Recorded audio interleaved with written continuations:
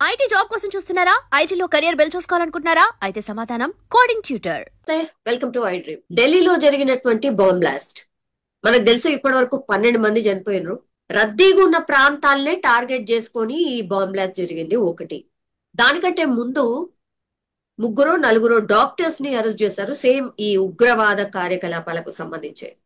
Again Moinuddin అనే వ్యక్తి హైదరాబాద్ రాజేంద్ర నగర్ లో ఉంటూ ఒక విషాన్ని తయారు చేసి అది పబ్లిక్ లో ఏవైతే వాటరో లేకపోతే ప్రసాదంలోనో కలపాలనే ప్లాన్ లో ఉన్నట్టు కూడా ఇప్పుడు గుజరాత్ కి సంబంధించిన పోలీసులు విచారణలో ఈ మోయినుద్దీన్ అనేటైనా వెల్లడించిండు. ఆయన కూడా బేసికల్లీ డాక్టర్. సో విచారణ చేస్తున్న కొద్దిగా సంచలన విషయాలు బయటకు వస్తున్నటువంటి నేపథ్యంలో అసలు ఏం జరుగుంటది? బికాస్ సింధూర్, ఆపరేషన్ సింధూర్ తర్వాత చాలా గ్యాప్ అని అనడానికి కూడా లేదు.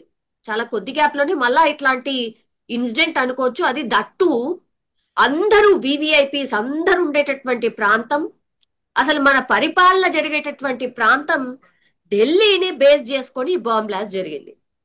మాట్లాడదాం. మనతో పాటు ఫారిక్ షిబ్లీ గారు ఉన్నారు, founder and president of minority హక్కుల పరిరక్షణ సమితి. సార్ నమస్తే. నమస్తే అమ్మా. Very very sad incident sir. 12 మంది చనిపోయినరు. ఎవరు కూడా ఎక్స్పెక్ట్ చేసి ఉండరు అది ఢిల్లీ లాంటి ప్రాంతంలో ఇట్లాంటి బ్లాస్ట్ జరుగుతుంది అని. సార్, ఈ బ్లాస్ట్ వార్త వినగానే మీకేమనిపించింది?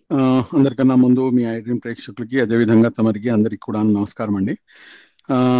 ఏదైతే ఎక్కడైనా కానీ ఒక ప్రాణం కోల్పోయిందంటే మానవత్వం కలిగినటువంటి ప్రతి ఒక్కరు కూడాను దాన్ని ఖండించాల్సినటువంటి అవసరం ఉంటుంది. అండ్ దాన్ని ఖండించకుండా అటు ఇటు బేరీ చేస్తుంటే కనుక అతను మనిషి కాలేడు కూడాను. సో ఖచ్చితంగా ఏంటంటే ఏదైతే ఈ అంశం మన దేశ రాజధాని అంటే భారతదేశం యొక్క గుండెకాయ, అటువంటి ప్రాంతంలో ఇటువంటి సంఘటన జరగడం అనేది అత్యంత విషాదకరమైనటువంటి అంశం. దట్టు ఇందులో 12 మంది ప్రాణాలు కోల్పోయారు. నిన్నటి వరకు 9 అని విన్నాం, ఇప్పుడు మీరు చెప్తున్నారు 12 మంది అని చెప్పేసి. వీళ్ళు చనిపోయినటువంటి అందరికీ కూడాను మా యొక్క ప్రగాఢ సానుభూతిని, అదేవిధంగా ఎవరైతే క్షతగాత్రులు ఉన్నారో వాళ్ళందరూ కూడాను త్వరగా కోలుకోవాలని చెప్పేసి మనస్ఫూర్తిగా మైనారిటీ హక్కుల పరిరక్షణ సమితి నుంచి కోరుకుంటున్నానమ్మా. ఆపరేషన్ సింధూర్ అయింది సార్. మనం నిజంగా అంటే పుల్వామాకి ఒక రకంగా రివెంజ్ తీసుకున్నాము అని అనుకున్నాం సార్. అగైన్ మళ్ళా ఈ బ్లాస్ట్ గాని మొన్న దొరికినటువంటి డాక్టర్స్ మూలాలన్నీ కూడా మళ్ళా ఎక్కడో పుల్వామాకి కనెక్ట్ చేస్తున్నాయి సార్. ఎవరన్నా ఎక్స్పెక్ట్ చేసి ఉంటారా? అక్కడ ఒక లెసన్ మనం నేర్పించాము అని అందరం అనుకున్నాం, సంతోషపడ్డాము కూడా సార్, ఒక రివెంజ్ లాగా తీసుకున్నాము అనేసి. కానీ ఎక్కడ సార్ మళ్ళా ద సేమ్ మూలాలన్నీ కూడా పుల్వామా దగ్గరే కనిపిస్తోంది.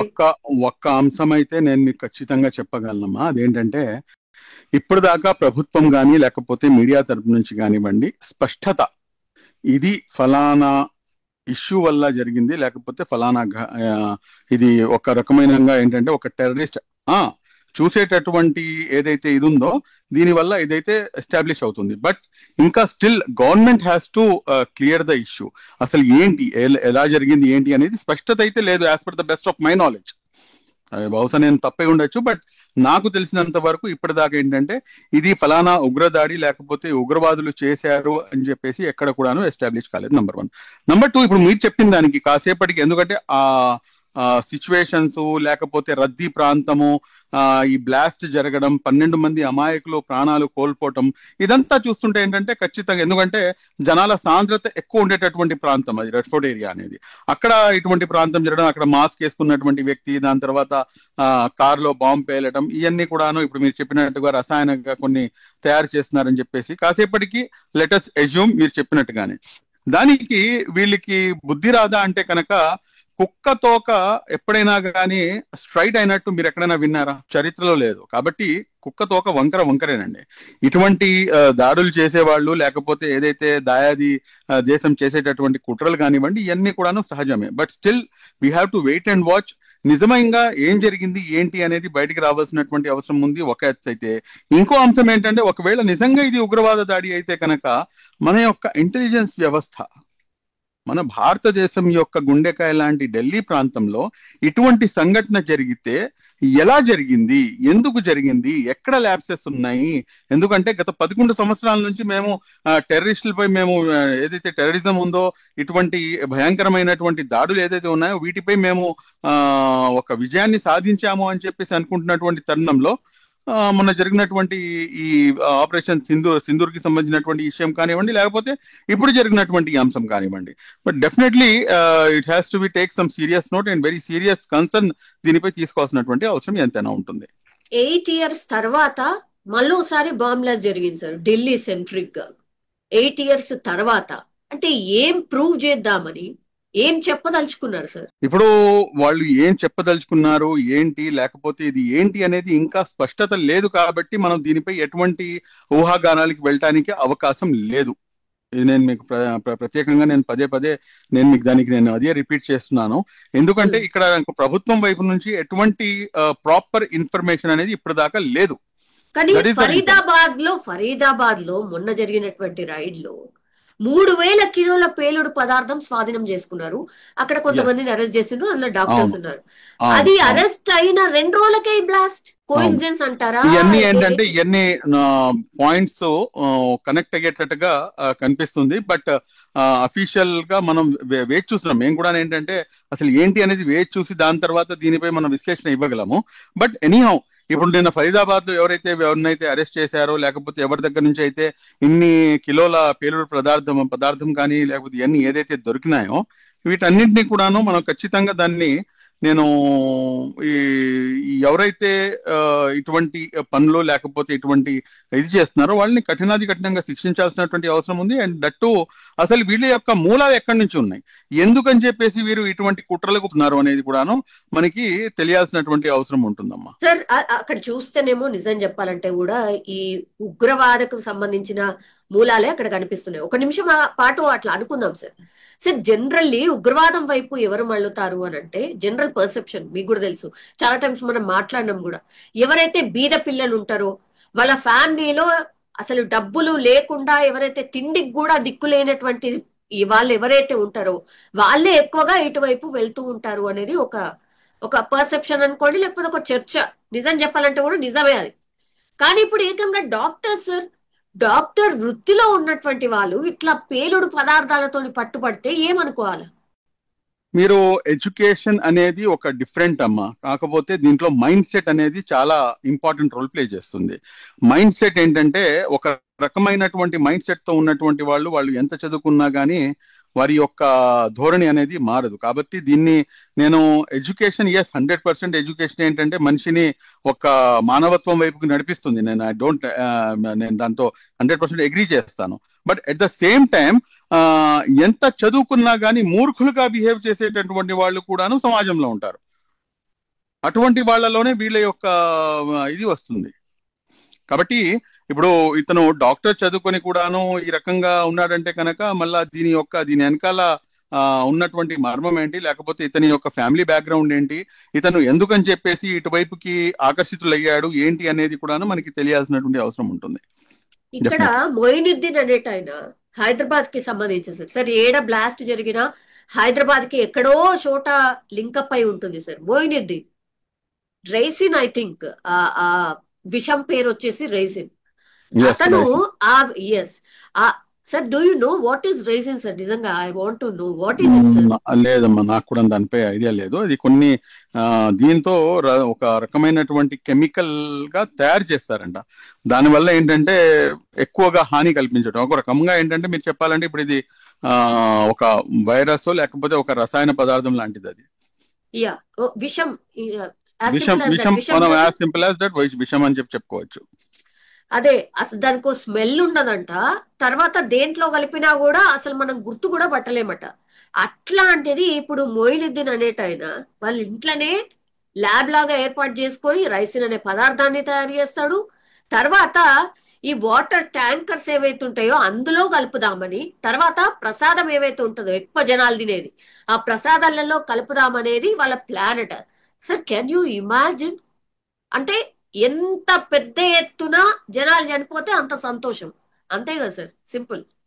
నేను మీకు ఒక అంశం చెప్తానమ్మా. నేను మీకు ఇక్కడ ఇప్పుడు చూడండి, మొన్న జరిగినటువంటి విచ్చలవిడిగా ఎవరినైతే కాల్ చేశారో, మతం పేరు అడిగి మరీ కాల్చారు.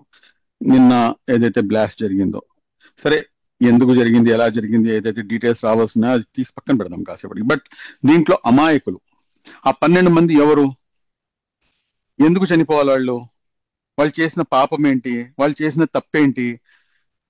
ఇంట్లో నుంచి బయటకు వచ్చి ఉంటారో ఏదో పనుల మీద, ఒక ఆయన ఆఫీస్ నుంచి రిటర్న్ అవుతూ ఉంటాడు, ఒకళ్ళేమో పిల్లల్ని స్కూల్ నుంచి తీసుకుని వెళ్తూ ఉంటారు, ఇంకోళ్ళేమో ఏదో పని మీద అని చెప్పేసి వెళ్తూ ఉంటారు. ఆల్ ఆఫ్ సడన్ గా బయటికి రాగానే వాళ్ళు ఈ ముత్రు కబలించేసింది, వాళ్ళు చనిపోయారంటే దీనికన్నా ఇంకా దారుణం ఏముంటుంది? వాళ్ళని అమాయకులు కాకపోతే ఇంకేమని చెప్పేసి పిలుస్తాను చెప్పండి.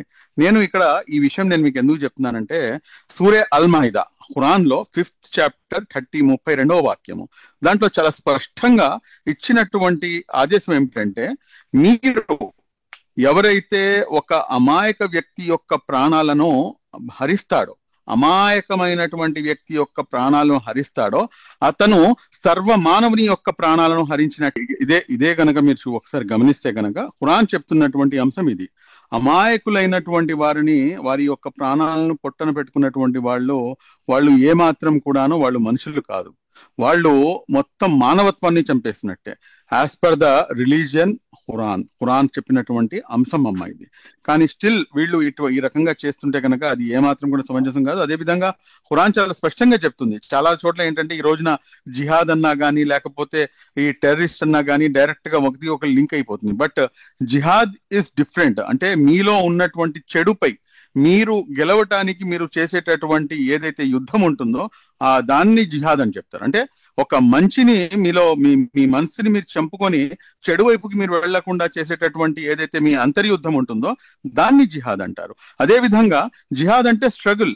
ఇప్పుడు మీరు మీ యొక్క ప్రొఫెషన్ లో మీరు స్ట్రగుల్ చేస్తున్నారు, నా ప్రొఫెషన్ లో నేను స్ట్రగుల్ చేస్తున్నాను. అంతేగాని దీన్ని ఒక పవిత్ర యుద్ధం అని చెప్పేసి ఇలా చేయటం వల్ల ఏదో స్వర్గం లభిస్తుంది, లేకపోతే ఇంకోదేదో జరుగుతుంది అని చెప్పేసి ఏదైతే పర్సెప్షన్ ని కొంతమంది ఫిక్స్ చేసేటటువంటి ప్రయత్నం చేస్తున్నారో, వారు ఏ మాత్రం కూడాను ముస్లింలు కాలేరు. If any Muslim has did this kind of things, then he is not a Muslim. He is not a Muslim. మరి ఏంటి ముస్లిం కాకపోతే ఏంటి సార్? మరి ముస్లిం పేర్లో అయితే అదే కనిపిస్తుంది కదా. ఇప్పుడు మీకు ఒక చిన్న ఎగ్జాంపుల్ చెప్తాను మీకు. ఇప్పుడు ఐ లవ్ మొహమ్మద్ అని చెప్పేసి ఒక పెద్ద సంఘటన, ఒక పెద్ద ఇష్యూ ఒకటి జరిగింది మన యూపీలో. మన రీసెంట్ గా ఒక 3 వ్యక్తుల్ని, ముస్లిం పిల్లల్ని అరెస్ట్ చేశారు. ఏంటి, ఒక శివాలయంపై ఐ లవ్ మొహమ్మద్ అని చెప్పేసి రాశారు అని చెప్పేసి. సరే, తీరా దాని యొక్క వాస్తవాలను, పూర్వఫలాలను మొత్తం కూడాను తీసి చూస్తే ఏంటంటే, ఎవరైతే నాన్ ముస్లిం పిల్లలు ఎవరైతే ఉన్నారో, ఈ ముస్లింలతో చిన్నపాటి గొడవ జరిగితే ఈ హిందూ పిల్లలు వాళ్లే ఐ లవ్ మొహమ్మద్ అని చెప్పేసి శివాలయంపై రాసి, ఇతను రాశాడని చెప్పేసి అతనిపై నింద మోపడం వల్ల వాళ్ళని అరెస్ట్ చేశారు. దాని తర్వాత నిజాలు నెమ్మదిగా ఒకటి బయటకు వచ్చినాయి. అంటే దీంతో దానికి ఎగ్జాంపుల్ అని చెప్పేసి కాదు. అంటే ఎవరైనా కానీ ముస్లిం అని చెప్పేసి చెప్పుకొని ఎవరైనా ఒక పని చేస్తే కనుక అది ముస్లిం చేసినట్టు ఏ విధంగా కూడా కాదు. ముస్లిం అన్నవాడు నాకు తెలిసినంత వరకు ఏంటంటే, అతని వల్ల పొరుగు వ్యక్తికి, ఇప్పుడు నేనున్నానమ్మా, మీరు ఫోన్ చేశారు, లేకపోతే మీరు వచ్చారు, మిమ్మల్ని గౌరవించడం, మిమ్మల్ని మీ మనసుని నొప్పించకుండా మీ మనసుని గెలుచుకోవటమే నా యొక్క పరమ ధర్మం, నా యొక్క అందరికన్నా ముందు ప్రైమ్ రెస్పాన్సిబిలిటీ. అలాంటిది నేను మిమ్మల్ని చంపివేసి ఇది జిహాదు, లేకపోతే దీనివల్ల నాకు ఏదో స్వర్గం దొరుకుతుందంటే స్వర్గం కాదు. వాడు అసలు ముస్లిమే కాదు. వాడు ఇప్పుడు గడ్డం టోపీ వదిలేసి, గడ్డంను టోపీ పెట్టుకొని ఒక షరీఫ్ పైజమా వేసేసుకొని అతను వెళ్ళేసి అతను రోడ్డు మీద విచ్చలవిడిగా దాడులు చేసేసి నేను ముస్లింని కాబట్టి నేను ఇలా చేస్తున్నానంటే కనుక అటువంటి వ్యక్తి ముస్లిం కాడు. దానికి సంబంధం లేదు అసలు. 3,000 కిలోల ఎక్స్ప్లోజివ్స్ దొరికాయి సార్. ఒకవేళ అవన్నీ కూడా పేలుంటే ఏంటి సార్ సిచ్యువేషన్? ఎక్కడెక్కడ ప్లాన్ చేసి ఉంటారు సార్? ఇటువంటి వాళ్ళని వదలకూడదమ్మా. ఇటువంటి వాళ్ళని ఎవరైతే ఉన్నారో వీళ్ళని అసలు వదలకూడదు. వీళ్ళని ఖచ్చితంగా, ఎందుకంటే అసలు అందరికన్నా ముందు దీనికన్నా ఎక్కువగా ఇంకా కొన్ని, అంటే నేను ఇష్యూని డీప్ లోకి వెళ్ళదలుచుకోవట్లేదు. ఎందుకంటే ఇది కొన్ని ప్రాణాలు పోయిన తర్వాత దీన్ని మనం కొన్ని రాజకీయ విశ్లేషణలు వేరే విధంగా ఉన్నాయి. ఎందుకంటే మొత్తం భారతదేశంలో యొక్క పరిస్థితి, ప్రజెంట్ ఉన్నటువంటి సిచ్యువేషన్ ఒక డిఫరెంట్ కైండ్ ఆఫ్ సిచ్యువేషన్ లో ఉంది. కాబట్టి చాలా మంది రాజకీయ విశ్లేషకులు దీన్ని ఏంటంటే ఒక డిఫరెంట్ వేలో దీన్ని ప్రొజెక్ట్ చేసేటటువంటి ప్రయత్నం చేస్తున్నారు. కానీ నేను దాన్ని అటువైపుకి తీసుకెళ్ళదలుచుకోలేదు. ఎందుకంటే వాస్తవాలు రాకుండానే నేను మాట్లాడటం అనేది ఒక ఏమంటారు రెస్పెక్టబుల్ సిటిజన్ యొక్క ధర్మం కాదు. కాబట్టి let us wait and see అని చెప్పేసి నేనైతే ప్రెజెంట్ చెప్పేది. జనరల్లీ ఇట్లాంటి జరిగినప్పుడు సార్ క్లెయిమ్ చేసుకుంటారు, అంటే మేం చేసాము అని. ఇంతవరకు అయితే ఎవరు ఇందులో ఎక్కడ కూడా క్లెయిమ్ రాలేదు. రెండోది ఏంటంటే ఇది ఫలానా వాళ్ళు చేశారు అని చెప్పేసి కూడాను ఎక్కడ కూడాను మనకి ప్రభుత్వం వైపు నుంచి కూడాను ఎటువంటి డిక్లరేషన్ అనేది లేదు. ఎగ్జాక్ట్లీ. సో అంటే దాంట్లో సిఎన్జి గ్యాస్ సిలిండర్ పేలింది అని చెప్పేసి ఒక ఇది వచ్చింది ఫస్ట్. దాని తర్వాత సీసీ కెమెరా ఫుటేజెస్ బయటకు వచ్చినాయి. దాని తర్వాత మాస్క్ ధరించిన వ్యక్తి ఎవడో ఉన్నాడు అని చెప్పేసి అదొకటి బయటకు వచ్చింది. సో ఇవన్నీ దాని తర్వాత నిన్న ఫరీదాబాద్ లో అరెస్ట్ చేసినట్టు చేయటము, దాని తర్వాత ఇంత కిలోల ఎక్స్ప్లోజివ్ అక్కడ దొరకటము, ఈ రోజునే ఈ రకంగా ఇదంతా జరగడం, ఇదన్నీ ఏంటంటే అనుమానాలని బలపరుస్తుంది. బట్ స్టిల్ ఏంటంటే అనుమానాలే కానీ ఎటువంటి మీడియా ఛానల్స్ కానీ లేకపోతే ఎటువంటి ప్రభుత్వ సంస్థలు కానివ్వండి దీనిపై ఎటువంటి క్లారిటీ ఇంకా ఇవ్వలేదు.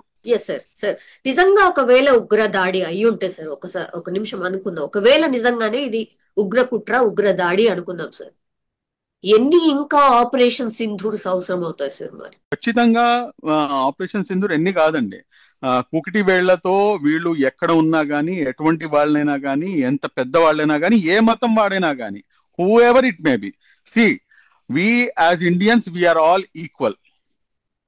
ఇండియన్స్ ని దెబ్బతీద్దామనో లేకపోతే అమాయకులమైనటువంటి ఇండియన్స్ ని నువ్వు చంపాలని చెప్పేసి లేకపోతే ఒక మతపరమైనటువంటి అంశాన్ని మనసులో పెట్టుకొని నువ్వు కుట్రలు చేస్తే కనుక వి యునైటెడ్ యాజ్ ఇండియన్స్, నువ్వు ఒకవైపు ఉంటావు. We all Indians and definitely we will give you the best answer. And మా ఆన్సర్ ని మా దేశ ప్రభుత్వం కానివ్వండి లేకపోతే ఈ దేశ ప్రజలు కానివ్వండి ఖచ్చితంగా సరి అయిన సమాధానం ఇవ్వాల్సినటువంటి అవసరం ఉంటుంది. ఏ రకంగా అయితే ఆపరేషన్ సింధూర్ లో మేమందరం కూడా రొమ్ములు విరిచి మనం రోడ్డు మీదకి తిరిగేటటువంటి పరిస్థితి ఏర్పడిందో అదే విధంగా ఖచ్చితంగా మా ఇండియన్ ఆర్మీ కానివ్వండి లేకపోతే ఇండియన్ పోలీస్ కానివ్వండి లేకపోతే మా ఇండియన్ గవర్నమెంట్ కానివ్వండి ఖచ్చితంగా వీరికి సరి అయిన గుణపాఠం ఒక సరి అయిన సమయంలో ఇస్తుందని చెప్పేసి నేను ఆశిస్తున్నాను. Thank you, sir. Thank you, Fargar. Thank you. And for more videos, please subscribe to iDream. Please subscribe to iDream. Please subscribe iDream. And please subscribe to iDream. For more videos, subscribe to iDream. please like, share and subscribe to the channel. Congratulations, iDream. Subscribe to iDream. Subscribe to iDream. So subscribe to iDream Media. iDream ki iDream team andarki huge congratulations. Please subscribe iDream Media. Please subscribe to iDream. Subscribe iDream. Please subscribe to iDream. iDream అంటే నా కళల channel subscribe చేసుకున్న నోరు తిరుగుతలేదు, మీరైతే గంట గుర్తు కొట్టండి. For more such videos, please subscribe to iDream. Subscribe to iDream. Please subscribe to iDream. Please subscribe iDream Media. Please do subscribe to iDream. Please subscribe to iDream Media. For best entertainment and information, please subscribe iDream. And don't forget to subscribe to iDream.